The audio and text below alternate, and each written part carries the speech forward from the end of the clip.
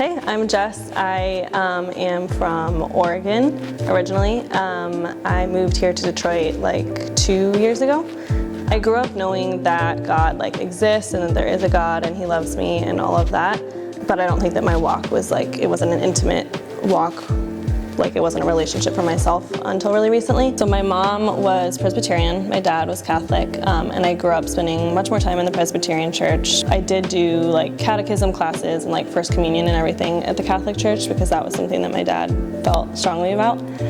So there was more community for me in the Presbyterian church, but it wasn't something where my parents didn't have a community of believers where we met and were poured into, and outside of church. It was kind of church community was church community on Sunday, and then went our separate ways. So that was most of my childhood, and then end of middle school, my mom got really sick. It got pretty nasty. She also had developed a neurological condition where she had started having seizures and still does have memory loss where she would forget who I was, who my sister was. She had to stop working, stopped going to church, just had to start kind of taking care of her. And the mom that I grew up knowing, I didn't have that mom anymore, and haven't had that mom since she was the person that I went to church with. When she stopped, we stopped, me and my sister stopped for a little bit. My dad had also stopped going to church just because of issues that he had with the Catholic church. My freshman year, I found a church in my hometown and just started taking myself and was going. So I did that all of high school, and that was the first time where I experienced what it was like to have fire lit under you, to be on fire for God. And I remember it was the first time where I ever put my hands up in praise. It was the church going off. It was very just you sing hymns and you're and so things at home were still a lot, but I know that I was still really overwhelmed by the giants that were in front of me, and honestly very of the mindset that my problems and whether the stuff with my mom and also a lot of emotional and verbal and mental abuse from my dad. My circumstances were bigger than my God, and I wouldn't have ever said that, and I wouldn't have ever I don't think owned to thinking that, but that is what it was. He felt really distant and really far away and a good God, but He wasn't here, and the things that were really hard were here. Junior year of high school, through my senior year, started experiencing depression really, really heavily. A lot of suicidal thoughts, have a suicide attempt, and another fully planned out situation. Essentially the Lord shook me awake the day that I was planning to go home and take all of my mom's opiates that she had because of her pain. The Lord smacked me awake, and it was a really beautiful, He saved my life. When college came around, I went to college in Connecticut, and I was really distant from God in college, really distant. I knew that God was there, and I knew that He was there for me, but was just kind of put Him on the back burner, and was, the things in front of me were bigger. I had experienced quite a bit of sexual trauma and was still dealing with a lot of the stuff with my mom and a lot of the emotional abuse from my dad, and it was just a lot. And so again, numbed it with alcohol and did the college kid thing. Junior year of college, my dad went missing. He is a wildlife firefighter, and he was out on a call, and my mom was like, "Have you heard from your dad?" They had a whole search and rescue team going out for it was 2 days. I don't think I've prayed as much as I did during that time, at least in college. It was definitely a moment of coming back to God and being I cannot lose my dad, especially because it was a really complicated relationship. He was found, he was not in great shape, but was okay.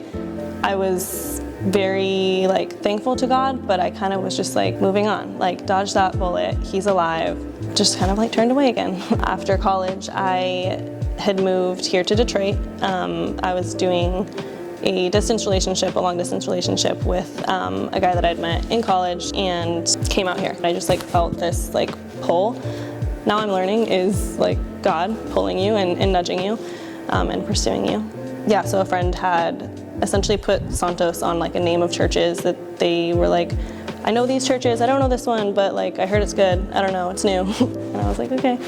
Like immediately when I came in, it was just like different than any church I'd ever been in. Not to be corny, like it's different, but it was different. Like I met Pastor Rich and Pastor Carmen and just like felt really, really welcomed and really like at home. Knew that I like wanted to come back. I was like church hopping at the time, and so I was like, I want to check out some other places, but like this feels really, really good and really authentic, and I felt like Jesus in a way that I'd never encountered in a church before. Life was lifing, and the enemy was like, that's what he does, is he isolates. So I didn't come back for like almost a year. And during that time, I was also experiencing anxiety in a way that like I never ever had before, and was very like under attack.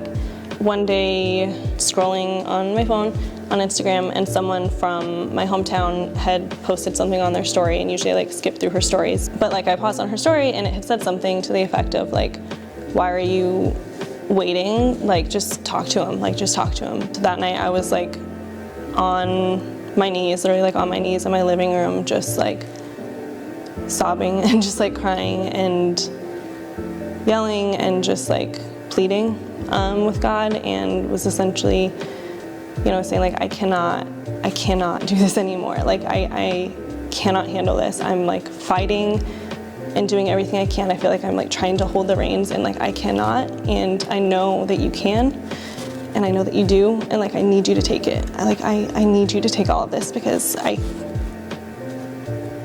cannot do this another day. Like I can't hear myself, I can't rest, like I can't breathe. It was like a pleading and desperate conversation, but it was also like the closest that I felt to him in years and years and years. And I just like, I felt him in a way that I never had. As like I was kind of closing that like prayer time, the nudge was to reach out to Pastor Rich and to Pastor Carmen, and I felt that really clearly and really loudly.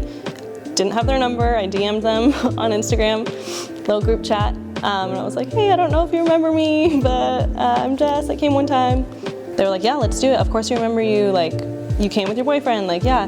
Yeah, we went to Hopcat and just had like burgers and wings, talked about just like where I was at, and like a lot of the anxiety that I had been dealing with, the relationship that I was in that was causing so much anxiety because he wasn't a believer, and because like I knew in my heart like what I wanted and needed. It was just really beautiful. They prayed with me. Like I felt so heard and like showed up for. I was like nervous that talking to these pastors that they were gonna be like, okay, like we'll see you Sunday and every Sunday after that. But they were like really clear about, of course, community is big, but this is no pressure. Like we would love to just stay in touch. Like let's get coffee another time. Like let's go get food or something. I think I came like the next week, and it was the first time. Like the message was just like very on the nose for what I was experiencing and going through. I just felt like God was giving Pastor Rich the words that like he knew that I needed to hear, and it felt like the biggest welcome home and like this just like really warm embrace. From January of 23, I've just been here since, and have been like plugging in way more than I ever have, than I've ever like known to be an experience in a church. And so I've never like been poured into the way that I have been since I've been here, and it's been like everything. I started coming regularly in January. I got baptized in April, and after I got baptized, I just have been experiencing the truth and that promise and like what that is. It's just, it's been new. Like it's just been a new life. When I've talked about these experiences, I've talked about them as like Old Testament like style encounters that I've had with God. It's just been really crazy to have these like really big encounters with him and learning to listen. And when I started like listening and slowing down,